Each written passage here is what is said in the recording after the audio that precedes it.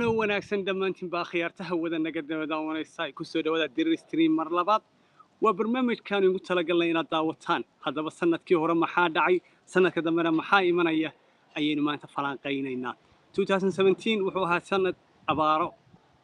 iyo waxyaalo badan inuu soo mareen waa sanadkii doorashadii Somaliland dhacday waa qaraxyadii Muqdisho ee sooba ka dhacay haddaba yaa ka wanaagsan in laga warayso dadkii akhbaarta u ahaa khabarada u ahaa joogay أنستين برو مروفات مسعيد مركاسي موادنات كل الجبل سودان كسومالي لان أهنا حسبي وطني عبد الكريم أحمد موجي قويهن فعليه سياسة ضد يعني كان نوشة قيبة بدن أهنا مدحها حسبي ولا الله قبيلة ديتك هذا بالمانت اللي بدي نقصد هذا برنامج كده أن فاضمة بالعين مرك هراك هرينو أن حالكم مرة يو عالم كي جارحان نيكي لورنج ترامب يا USA إن دبوا ديارين كوك عييري مسوي قال كتان تضم وطن مسلم لا شرتي ما حيادك ولا حد runtii horta doorashada Trump waxay ay keentay hagadaamooyin fara badan oo wadanka Mareykanka ku timid warwariyo tawaawac fara badanna ku furtay madowgii iyo cadaankii maxaa hayd si wanaagsan u wada shaqeynayay meel wada deganaana inuu iyaga laftarkoodina haddana maxaa hayd racism iyo takoor fara badan uu ku kala kiciyay adduunkii laftarkeedu muslimkii iyo maxaa ahayd dadkii Christianka ahaa oo madaxyada isku geliyay Jerusalem oo uu isagu uu yiri waxaan ka dhigay caasimada ay leeyihiin the Jewish people taasna maxaa ahayd oo khalad waayo Judaism waxa weeyaan waa diin ma aha qaran ama wadan waa Israel weeyaan wadanku marka isaga laftarkiisa baana kala garanayn Judaism iyo Israel labadii baan u kala saari karay oo isku khaldamay marka wuxuu yiri waxa Israel waxaan ka dhigay caasimadii Jewska which was wrong waayo taas waxaan inoo nirahnaa Hargeysa waxaan ka dhignay caasimadii muslimka marka isaga laftarkiisa baana wuxuu ku hadlayaa ana kala garanayn runtii waxa weeyaan adduunkii warwar fara badan buu ku furay maxaa haydin siday u kala bixi doonana Allahu yaclam waa kii yiri dadku ma soo geli karayaan Mareykanka haday wadamada caynkaas ay ka yimaadeen wuxuu yiri maxaa haydin gidaar baan sameeynaya si aanay Mexicans iyo dadkaas oo aanay u soo gelin wadanka waliba iyakaana bixin doona lacagta waxa weyn waxaya runtii warwarna ku abuuraysa tawaawac ku abuuraysa hagadaamooyin fara badan wadanka Mareykanka ku abuurayso ayuu keenay marka runtii wadankii weyn caalamka cajiib bay ku noqotay runtii laakiin maxaa had Mareykanku in badan uu lahaa waxaan nahay boqorka adduunka ina marmar awoodda la yara tuso وسبدلية China بقى صوص أطا مالين دو ماشى قبض دونتا عبد الكريم دقيقة فعلا بدن بعد كل كأرك حنا مرينا يا دد ضم مسلم أيو بانكري أو يري مركز تيجي كتان وضن كم إن سمعنا كم يتبايع حين محاولوا كيف فعلا يسمى مريكان يصور كاس مسلمين تنعي كمسلمين والله سنة كانت تريد واحد عشان إن لنا ترام وأديو كور يعطي سلوك دعميه يعني ندي سباق المدحين نقضي وبدل يو ذاتك مريكان كيسون وراين وذاك مريكان كوحوي وطن أدون كله بيسوي مادو وأدون كرياضة وأدون كأي تجان قف كستودون هي إنه متقنا أديو وحكسون كرديو الباب بدأ يتغذي سبلا أدون كوف راين ماشي واحد قصيدة إن يسوي تاكس نور كذا يسوي ولي بتكون يول كوريا وضم جارو مسلمين وضم لا سولي هي مدرسة حبلون واحد كم نوعين إن يسوق قلم با مدرسة كيسو كذا وضم لا سين يسوق قلم متقنا مريكا إنه إنه كوتشرنا دلوني الإسكول إنشري الصوماليا مدرسة كيسو كذا ويكوتشران العراق با كوتشرتا إيران با كوتشرتا مركا وحيلتها هي ninkani waa nin wuxuu xambaarsan yahay afkaar adduunyada ku cusub oo aan la jaan qaadi karayn dunida runtiina Mareykanka idag cidlaabo ku xidhaya hadduu ku socdo marka sanadka tagay هذا هو سنة دعوين عجيبة أدون كان عين إما كان مثلا وحيس هي يعني يسوون مسكحة كقف لأنه نوت كوريا مدحونا كا أي إسحيان أديك أساسا هو بوعايستا هو كله كلير كا مركا عبسي كله الدنيا كسو كورونا بيجي نقطتين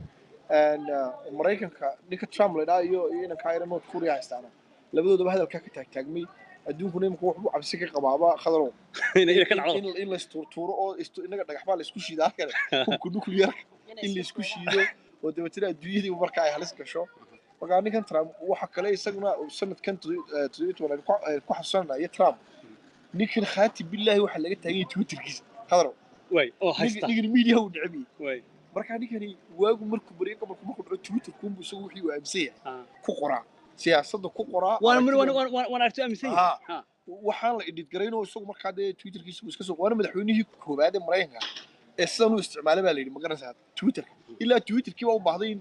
in inta kelmadooda lagu qori karo in la weyneeyo maadaama ninkii Trump ahaa aan wax kale isticmaalayna uu afkaartii iyo siyaasadii iyo sidoo Mareykanka xukumayay Twitter oo soo marinay marka khaati billahi baa laga joogaa ninka iyo wuxuu ku soo qorayo mataqaana Twitterka uu ku soo qoray marka dhacdooyinka 17kii Trump xusuuso badan oo cajiib ah bay leedahay sidoo u dhaqmo sidoo u hadlo ilaa ma garanaysaa waxyaalo fara badan oo lagu xasuusanaya ayaa sanadka ayaa soo way taas waa iyo markaa runtii waxyaalaha laga arko Trump aynu ka soo gudubno Trump aynu nimaadno bal Turkey oo markaa runtii yana wacdara ay ka dhaceen haddaan faadmo ka horeeyo waxaan umaleeyaa Facebook imika social media ka hadlaynaa dir stream baynu ka daawanaynaa waxa safe gareeyay baa la yiraahdaa madaxweynaha Turkiga Facebook samahayn ha marka maxaad ku lahayd markii aad dhicisay inqilaabkii dhicisay ku magacaabay dadku wallahi horta ninka madaxweynaha Turkiga horta waa nin geesiya aad iyo aad u geesiya oo aad anigu wallahi ixtiraam gooni oo gaaran aan imaka maxaad u yeeshay sidoo uu dhaqmaaya sidoo waxa uu u rumaysan yahay oo maxaad aan u eegayn west ma jecel yihiin Mareykanku ma jecel yihiin kan kale ma jecel yihiin way inta badan wadamada Carabta ama wadamada Muslimka dhisid baa dilay siday iskaga dhisayaan maxaa ahayd wadamada kale western worldka laakiin isagu waa nin maxaa ahayd rayigiisa iyo diintiisa iyo habdhaqankiisa oo tahay in asluub leh oo wuxuu rumaysan yahay maxaa ahayd ku dhaqaaqo runtii marka ninka aad iyo aad baan ugu maxaa ahayd u ayidsanahay taa kale maxay ahayd dhicisoobay horta mid waxa ahayd amar ilaahay waqtigiisii baanay ahayd dhammaan maxay ahayd Facebook inuu dee wadamana wuu rogay qaarna wuu badbaadiyey oo dee maxay ahayd wayna kii aragnay maxay ahayd dagaaladii fara badnaa maxay ahayd Tunisia Turkiya waxaasoo dhan ka wada dhacay carabta marka waxa weeyaan Facebook inuu khatartiisana wuu leeyahay runtii wanaagiisina wuu leeyahay laakiin anigu ninkaas waxnu haystaa oo nin aad u libaaxa oo geesi oo maanta islaamka soo baxay oo islaamka u soo baxay waa libaaxa u soo baxay islaamka ayaa la oran karaa cabdigan ma ku raacsanta runtii faadimo wax badan ma la qabaa ninka Erdogan runtii wuxuu u hiiliyay wadankiisa iyo dadkiisa iyo ummadda muslimiinta waxaad moodaa waa nin soo celinaya qabtii iyo mataqaanaa Turkigu wuxuu ahayd meeshii ay ka jirtay dowladda Cusmaaniyiintu waxaad moodaa ninkani inuu ka aragti duwan yahay hogaamiyaasha kale muslimiinta sanadka 2017kana waxaa xusuusteeda leh inuu inoo dhigay casharo marka aad tahay hogaamiye ummadeed haddii shacbiga ku socdo cid ku loodin kartaa ma jirto ninkan sanadka waxaa isku dayay in meesha ay ka saaraan ciidamada oo xooganaa oo runtii wadanka Turkiga leedaana si dadban dibadiisa uga maamuli jiray Erdogan wuu ka adkaaday isagoo markaasi ciidamadii kaga adkaaday taageeradii uu ka heliyay shacabkiisa dhacdooyinkii dhacay cajiibkaana waxaa ka mid ahaa inaynu u soo joognay in qof muwaadin kaara socda uu isu dhigay si uu u fashiliyo afgambiga ama hooyadii gabowday taagta darayd soo baxday jirtay ee u soo baxday inay madaxweynaha difaacato marka waana hiilka quraatay maanta ummadda muslimiinta dulmaneeda adduunyada daafida kala duwan ku dulmanay codka quraatay haysato walow anigu marar ma qarsadeen aan dhahdo Somaliland wuu hakranayo Somaliland sidoo xula qabanayo wadamo badan oo adduunka kamid ah muu qaban Somaliland waxba wala ma qabto laakiin taasi kuma inagama jeedinaysa runta sheegno ninkaasi shaqo wanaagsan buu hayaa si wanaagsan ugu dhaqmaya waxaan ka naawinayaa un 2018 waxaan rajeynayno in Erdogan iska bedelo aragtidiisan ah midnimada Soomaaliyeed ee uu madax martay oo Somaliland iyo Soomaaliya si isku mid ah u taro oo sidoo Soomaaliya u taray si la mid ah Somaliland u taro way wali waxaad nagala socdaan dir stream waxaad ka daawanaysaan dir stream waa share gareyn kartaan facebookiina aynu afrika nimaadno aynu ka soo bilowna Kenya oo markaasi liiqliiqatay ololaheedii cabdikariin hadda ku bilaabo Kenya wixii ka dhacay maxaq bay masaqadar u noqon mayno laakiin taariikhiin maxaa laga baranayay khadro horta afrika sanadka 2018 wuxuu ahaa sanad cajiib oo isbedelo waaweyn baa ka dhacay afrika doorashooyinku ha badnaadaan marka wadanka Kenya bay nimanka soo qaadanayad u weydiisay wadanka Kenya doorasho ka dhacday markii ugu horeysay bay ahayd doorasho lagu murmo si weyn loogu murmo maxkamadda la isla galo maxkamaddu markii ugu horeysay abid madaxweyne xukunka haya ay tiraahdo sida doorashada ku heshay waxay si qaldan doorashada waa in lagu celiyaa 6 cisho gudahooda labadii dhinacba markaa madaxweynihii talada hayay xukunka hayay iyo xisbigiisaba ay u hoggaansameen go'aankii maxkamadda oo markaa isla sanadkaana haddana doorasho kale la qabtay walow ninkii la tartamayay Raila Odinga uu runtii ka gaabsaday inuu doorashada markii labaad ka qayb galo sidaana markaana Uhuru Kenyatta uu ku noqday madaxweynaha waddanka Kenya waxaynu ka soo qaadanaynaa doorashada Kenya inay taariikhda ku galayso markii ugu horeysay maxkamadda la isla galay maxkamadduna ay ka xukuntay go'aan aan raali gelinayn xisbigii talada hayay ama madaxweynihii xukunka hayay markaa inta badan waxaan Afrika looga bartayna ma ahayn wax ku cusub ayay runtii ahayd weli Afrika weli Kenya buuq baa ka taagan doorashadii labaad ee dhacday laakiin haddana waxaynu inagu xusaynaa taariikh maadaama taariikhda sheekeynayno waa markii ugu horeysay Afrika ee maxkamad la isla galo doorashadeeda madaxweyne talada haya maxkamaddu ay ka xukuntay taasoo wax ku heshay si qaldan bay doorashada lagu celiyay faad markii lagu celiyay madaxweynuhu ka baxa ciyaartu way kululaata international world aan ku arkayeen way hay'adaha la shaqeysaa horta maxaa haydiin international world horta marka loo eego wixii ka dhacay Kenya waxay haddana la isbarbar dhigay marka wixii ka dhacay Somaliland waxa weeyaan doorashadii Kenya maxaa hayd labadii madaxweyne ee tartamay waxay garan waayeen maxaa hayd maadan haatan mid ama khalad ku yimaado ama boob ku yimaado laakiin si uu wadanka u badbaadiyo inuu u tanaasulo sax Somaliland oo ka yar oo waqti yarna jirtay oo doorashadeeduna maxaa hayd dhowr jeer la soo galay haddana waxa ay caalamkii tustay inaanu bislaanay oo nahay dad bislaaday oo maxaa hayd democracy-ga u bislaaday inaanu nahay dad wadankooda iyo dalkooda aad u jecel dad nabadgelyada jecel dadkoodii u turaya sababtoo ah waxa weeyaan si kasta oo ay kulmiya maanta ay ku heshay ama boob ha ku hesho ama dhac ha ku hesho aanu soo noqon doonaa laakiin haddana waxa maxaa hayd caalamka oo dhan indhahooda maanta soo jiitay waxa weeyaan sidii uu Cabdiraxmaan Ciro uu haneeyay taas waa Somaliland maxaad maranaysaa Kenya Kenya waa tan ku soo wato marka taa haneynta uu taa haneeyay imaka maxaa hayd marka aad la anti dhaweyd waa kuwii yimi labada nin MPs-ka Ingiriiska European Union ka jooga one of the reasons ay u yimaadeen waxa ahayd waxa aad iyo aad ay u xiiseeyeen sida ay Somaliland ay maxay iyadoo dagaal iyo waxbaaba aanay sameyn ay isu tanaasushay istay Kenya isku tanaasuli kareen marka dadka caalamku wuxuu u arkay inay halkii ay ka kori lahayd Kenya inay iyadu hoos uga dhacday oo hoos u dhacday Somalilandna halkii laga filayay inaanay halkaaba aanay dhaqaaqin inay aad iyo aad boqolkiiba ay kortay oo koris aan la soo koobi kareen ay ku koobtay waa taariikh min ka sheekeena wali waxa daawanaysan waa dir stream waana share gareyn karaysaan aynu soo noqono animaadda koonfurta Soomaaliya wadankii Soomaaliya qarax baa ka dhacay cabdikariin qarax aad iyo aad u dhibaatoobay buu ahaa taasuna waqti taariikhda midowda gashay soobo wixii ka dhacay maxaa sawirkaas siinaysa ummadda halka ku xasuuqantay iyo taariikhda madow maalintaas والله خضروا أنا وحويان دعوني وحياة فضلنا بحد عي سوماليا سنة كلا وضو كنت يتوان لكن قرحة صبوح إنه قارو سو قالنا إنك بدنا دشون بقولوا غصبا ما نقول كل انت ما نقول كل انت نفتو دكوي عروبا عوام كنا قتي هو يعني المه اللي بكوي ذي أما نك اللي بكوي ذي وحوها قرح رنتي قف كستو سينش الصومالي كتنقي مرور رنتي كوكاني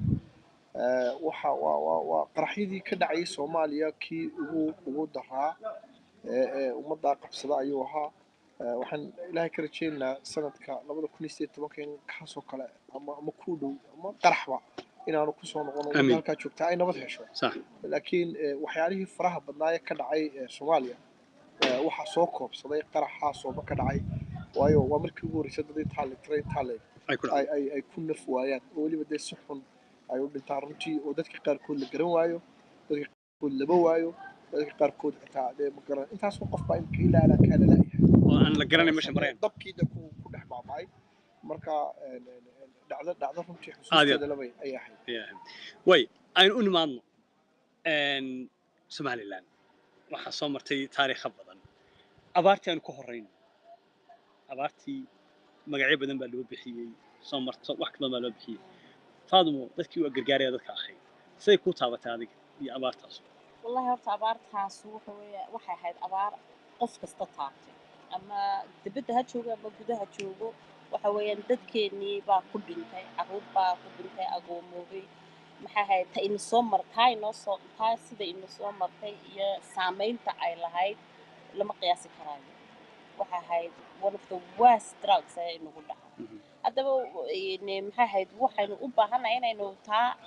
si aanay mar dambe inoogu dhicin inaynu haddaba aynu prevention aynu keenno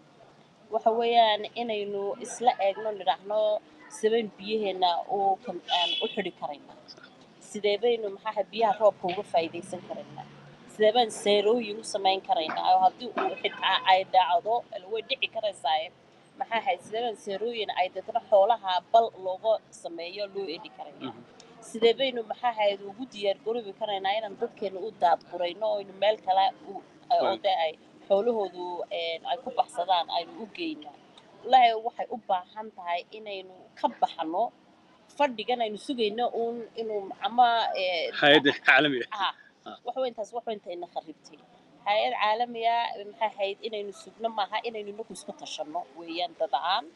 oo ilaahay maskax buu ina siiyey maxay ahayd maanta waxaanu nahay dad meel kaliya wada jira waxay Somaliland ay ku meermartay waxa weyn dadkeeda muwaadiniina oo jecel wadankooda oo ay maxay qarankooda jecel inaynu ka faa'iideysano kalgacaylka la isku qabo oo aynu isu tashanno nidhaahno sidee baynu abaaraha dambe ee iman doona maxay ahayd aan uga gaashaamana oo uga soo socon doona cabdiga inta abaaraha adigu khadrow wasaaf aad ma sheegtay abaaruhu waa waxay horta lagu soo noqday waa dib joogta oo sanad walba dhacda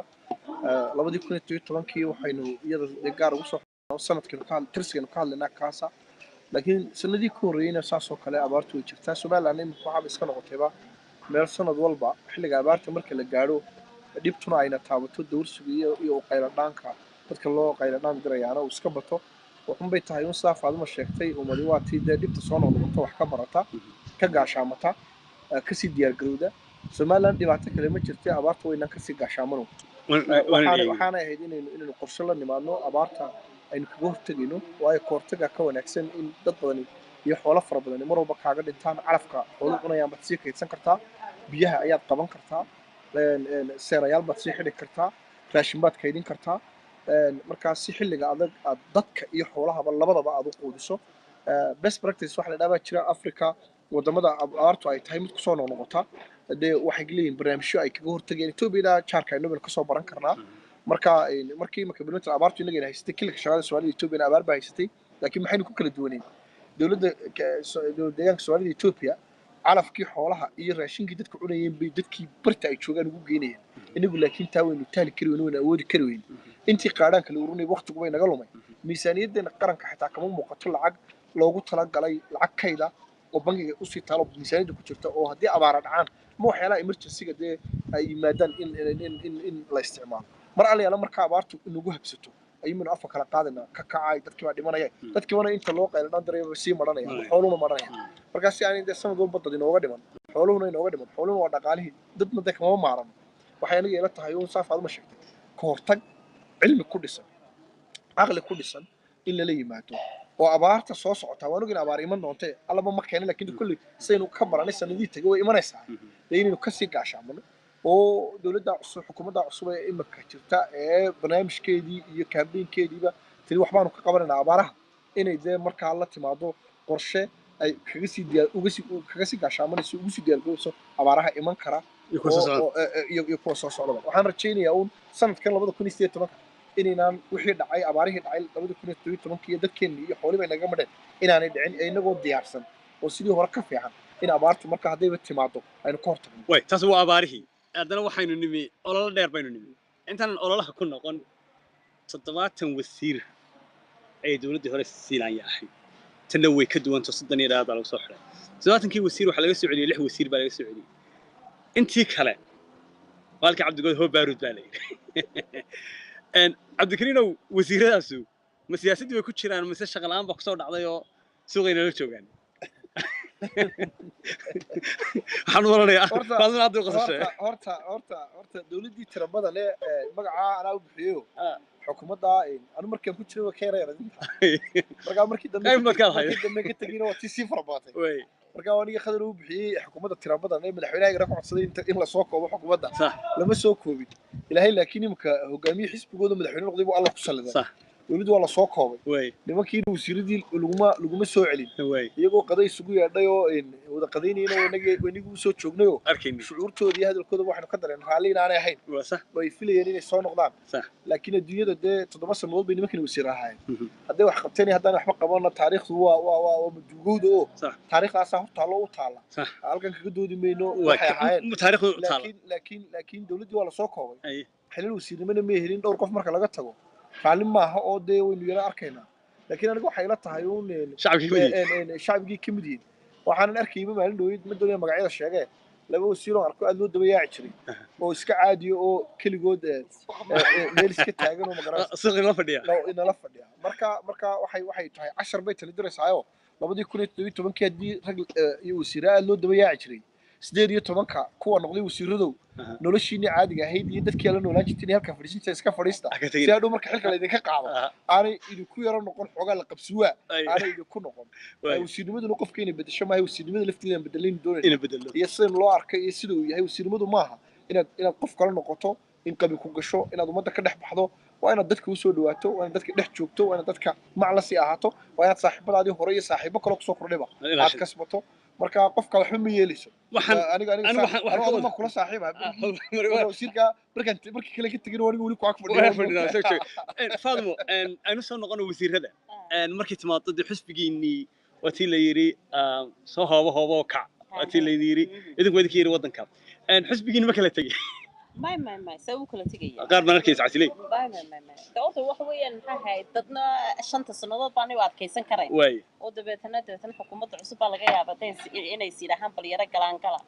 لكن أنت يديك هلا وانو تشوفنا وانو دسينا وانو أبكينا وحنو ديار جروبنا شنطة سنوات طويلة هيدا إنا لو محا هيدا أن كوكوليس إن كنت جرت المصبح وان محا هيد هم بليرة وحويا التطبيقات وصير ما كان ده بسيطة محاها صدق الله سواء وفير بيج achievement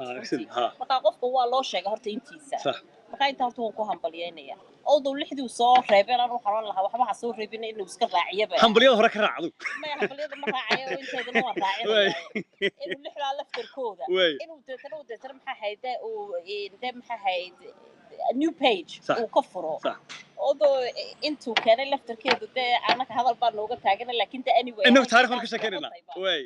laakiin maxaa haydin waxaan la yaabay wax aan hore u dhicin inta Somaliland taagnay wasiir waligeed bad caqabay waa la oran jiray halkiisa sudultana uu ka bixi jiray oo gurigiis iyo wixii si kale oo de wadan jiray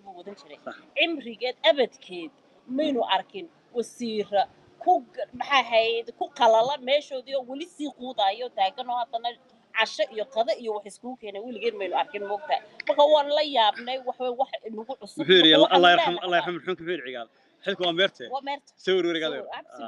marka imika waan yaabana waxaan leenahay waxaan tulma wax cusub oo imika maxaa ahayd soconaysaa wasiir waliba maxaa ahayd marka la yiraahdo caqaba haddana halkan uu sii eegi doono way kan hadana wuxuu xasuusiyo gabadha maxaa ahayd markay tiraaha markay odayga isku xanaaqaan bay tiraaha waraaqdayday si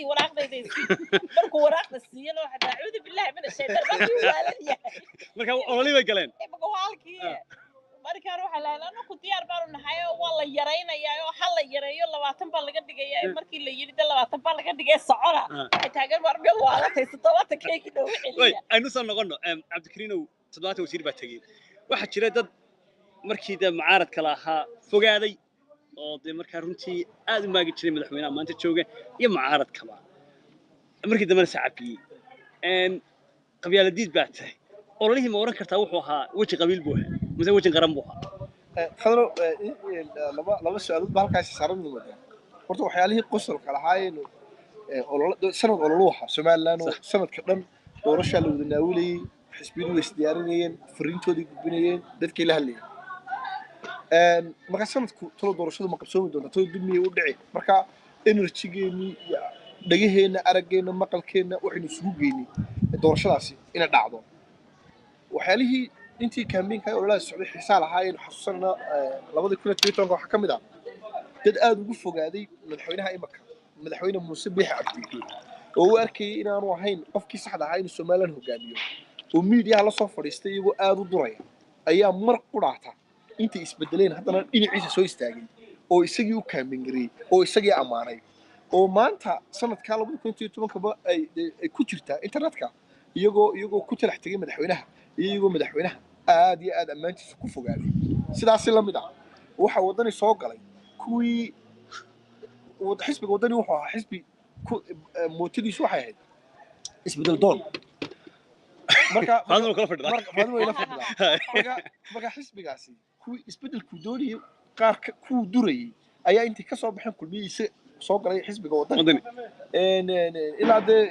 oday xirsi oo ugu weynaa sanka caana ka keenid ay xagan kale ku soo beertay marka waxay noqotay sanad cajiib ah oo dad isku fogaaday oo soo kala horjeeday haddana intii siyaasaddu guurtay ay dhinacii kale ka soo jeestay haddana qofkii kale ay shalay dhelinayeen ay xambaareen sanadkaas wuxuu noqonayaa sanadkii guurguurka siyaasadeed siyaasiyiinta guurguurta ugu faraha badan ay isaga guureen xisbiga kulmiye wadana dhexdiisa waxaan isleeyahay waa arrin u baahan in la xasuunaado ta su'aasha qabyaaladda sanadka doorashada aynu galay horta sideedaba qabyaaladdu waxay laba kaclaysaa soo baxdaa soo noqotaa ummadana dhex timaadaa iyadoo qaawan oo mura waa marka xilliga doorashada sanadkaa markaa waa la kirkiriyey baashii qabyaaladda ololihii ba gashay afar dhab saddex dhab lix dhab la furo waxaynu sheegi karayna maadaama maalinna bay u baahan tahay marka baashaasi campaign-kii bay dhex gashay speechkii bay dhex hadalladii dadka codka laga doonayay ayay gashay dadka sida codka loo weydiisanayay bay gashay waa lagu kala tegay tolaayay bay noqotay marka waxaan isleeyahay doorkan waxay ahayd doorasho lagu galay doorasho beelaysan oo qabiilaysan ayay runtii ahayd Somalilandna mar kasta oo doorashada iyo la isdhexgeliyo qabyaaladdu ay doorashada soo dhex gasho waxa ku xiga waxa way isqabqabsi iyo ummadda oo markaa nabadeeda yar ay ka dhaqaato waxaynu rajaynaynaa sanadka 2018 in bahasha laga guuro xisbiyada lagu noqdo shuruucdooda la dhammaystiro dee xeer baa ka reebaya inay beela ku sutanaadaan dee xisbiyadu inay isnadiifiyaan oo beelaha faadma aynu soo noqono gabagabadii barnaamijkeena ku jirnaa xayaa salaam labada kelmadood ku siinaya gabagabadu waxa weeyaan waa runtii soo sheegay waxyaalo badan baa isbedelay 2017 adiga muxuu kula ahaa 2017 subxaan allah horta waxa weeyaan waxyaabo fara badan oo imikaana meesha lagu soo koobi karo ayaa waqtiina baa maxaa haydiin aan ka bartay runtii sax waxaan ka bartay mid ah waxba hebel hal la culoobi iskuma hubtidba waxaan maqli jiray oo maxaa ahayd maxaa haydiin seediga hal culoobi walaasha iskuma hubtid imika waa halkiyo siyaasadda kii shalay maxaa ahayd kula maca ahaa unba haddana xagga kaleysa soo taagaya kii markii hore maxaa ahayd idin duraayay waad arkaysaa garabkaagii marka horta bahashii waxay noqotay bahal waalan oo imika waxayaan ka bartay waxa weeyaan maxaa ahayd bal horta dadka daawo u talabaadna waxa weeyaan maxaa ahayd marka loo eego bahashan qabyaalada la yidhaaho وده قبيلة إنه واحد هاي بحال قاون أنا بقول شير كبار أنت قارن اللي يقول يرفع ما هذيك الصبارة ولا محا هاي ركز بابل يونس كراي ويدي قاون وأنا حتى مرة يرنا على صح وحن لكن عن ليابي وحويان مركان أنه قبل الصبارة ولا عن الصبارة ولا عن راعو بس دايما محا هاي سمعنا كيني كرايا سمعنا ودي سكران سيدين ورسجلي وكينينا سيدين وسومالي لان ودي سكرين هادو قف ولا قبيل كيسي ونراعو marka waxa weyn dadkeeni waxaan ilaahay ka rajaynayaa inay ku soo noqdaan qarannimadii oo qarannimadu waa maxay walaalkay oo sharaxan waan hambaliyaynayaa laakiin anigu waxaan raaci karayaa maxaa hay qof kale oo waxa la yiraahdo mabda'a وإنه النقضاء وإحنا هاي تصلى أو اللي يسكت تاجي كرايو لكن إلهي وحنا كرجين وبهاشن قبيلة مرضي اللي قط وراي إنه سعودي أنا اللي سعودي يعني خرق وقص عمت هاسمان تصعدت maxaa sheegaantan iyo waxaan la sheegayo wax aan wax jira runtii ma aha sababtoo waxa weyn habar jeclo u footeeyay kulmiyana way jireen habar jeclo wadan u footeeyna way jireen habar wal maxaa ahay kulmiya u footeeyay ba jira habar wal wadan u footeeyay ba jira marka waxaan sheegaantan la sheegayo waa been weeyaan dadka lagu maxaa ahay diinas lagu waalaaye yana la rumaysan Somaliland waa Somaliland dadkuna waa muwaadiniin waana walaalo iswada jecel dadkoo dhan maxaa hay Somaliland oo isku keenayna salibaynu wada fadhiisanaynaa 2018 insha Allah bismillaah cabdi karim gabagabadii barnaamijka waxaan ilaahay ka rajaynayaa sanadka 2018 adii muxuu kaleeyay inuu noqdo sanadkii midnimada sanad dadka reer Soomaaliland saacaan xil weyn wuxuu saaran yahay xukuumadda iyo xisbiga kulmiye iyo madaxweynaha cusub ee Jamhuuriyadda Soomaaliland inay dadka mideeyaan dadka isu doonaan waxaan isleeyahay Somaliland لحالة سنوات بين المكان وصبرني وأتكيسني ودكتور ظروفها كوجدا من الشباب Somaliland راتها بس أبور ما يستد نور ما يستد شغل ما يستد لحالة سنة نبض دير هذا رمباه مركا وحنا لا يكرتشينيا إن شنت هالسنة وحنا أنا وحنا إلى ما بقريه Somaliland شنت هالسنوات حقهم بيقول هداني إسبدلين سي إلى لتان كده سي أكين كده إني كل استوين وقت كان دوتها marka qolada ilaahay tirada u dhiibay inay guntiga dhigayska dhigaan hadiya habeen shaqeeyaan ummadda waxay u ilaaliyaan la yimaadaan qorshayaal dalka lagu bedelayo dadkan lagu midaynayo si marka Somaliland hadii xitaa aqoonsi u weydo ay u noqoto wadan dhaqaalihiisu dibadda ku taagan yahay adduunyadu ay ku ixtiraamto waxa ay qabsanayaan ee wanaagsan ilaahay sanadka 2018 ka dhigo sanadkii Somaliland ay bedelmi lahayd walaali lahayd barwaaqada gaari lahayd waayahay waxa muddo barnaamijkii sanadkii 2017 wuxuu ahaa waxyaalo badan aniga waxyaalaha ila yaabay waxay ahayd abaar baa dhacday laba bilood ka bacdina maalintii wax lagu campaign gareyn jiray $550,000 xisbiyada mucaaradka ama ha noqdo wadani kulmiye ucud oo markaasi ka yaray waa xaqiiq markaasi la soo saaray dhawaana researchkeedu soo bixi doono 2018 baan imanaynaa waxaanu rajaynaynaa inuu dirir stream noqdo kala daawado waxaanu kula rajaynaynaa inaad dhammaantiinba share garaysaan waxaanu rajaynaynaa barnaamijyo kale inaan idin soo diyaarino intaan barnaamijka kulmayno waa anigoo khadar dirir idin lana maalin wanaagsan waxaanu mahad celinayaa Hargeysa Digital oo barnaamijkan sponsor garaysay waxaan kaloo mahad celinayaa Cabdikariin Axmed Mooge iyo Madhu Faadma Saciid oo maanta nagala qayb qaatay waqtigooda na siiyay intaan barnaamijka kulmayno waa anigoo la amaana Allah waa amaana rasuul ingana soo hadlay magaalada Hargeysa assalaamu alaykum wa rahmatullahi wa barakaatuh